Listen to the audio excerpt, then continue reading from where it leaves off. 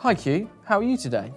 Oh, I've been feeling a bit confused again. There are so many things on my mind that when I go to bed, I can't sleep. So many questions and worries in my head. Oh, that's not good. What questions and worries do you have, Q? I don't understand why the rules are changing all the time. I struggle to remember them all. I know the ones that we keep seeing and hearing. Hands. That's right. We wash our hands frequently with soap and water. If we are out and about and there is no soap and water available, we use hand sanitizer. I remember the next one. Face. Cover your face with a face mask to stop the germs from spreading.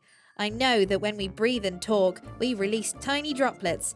Face coverings help to stop these droplets from spreading too far. It is even more important if we sneeze and cough, because the droplets fly out from our mouth and the face mask is like a shield that stops them from flying. Very well remembered, Q.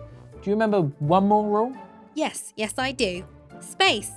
Leave a 2-meter gap between you and other people who don't live in your house. It is because the droplets from our breath can't usually fly as far as 2 meters. Well done to you for remembering the rules. So what is it that is worrying you? I don't understand why the rules are changing. First, I was allowed to see my friends for a play date, as long as there were no more than 6 people inside. And then we were not allowed to see anyone inside our houses, but I could still see my friends at school. And then school's closed. Ah, yes. It can be a bit tricky to remember the rules, especially if we don't understand why we have them. Well done for asking this question. It's a very good question, and I bet a lot of children are feeling the same way. Do you think so? I thought it was just me. I'm glad I asked. Phew! Of course. You see, coronavirus is a new virus, and the scientists are constantly learning more and more about it. When the virus started to spread quicker, the scientists advised our government, that's the people who have to make these important decisions about how we can all work together to beat the virus. They said that to limit the spread, we need to limit contact with other people as much as possible. And unfortunately, that meant we had to close schools too. It makes sense when you explain it like that. If we all stay at home, then the virus doesn't have a chance to spread from person to person. Exactly. Oh, there is another thing I was a bit confused about. Once someone in our class had to take a test, and turns out they did have the virus, so the whole class had to isolate.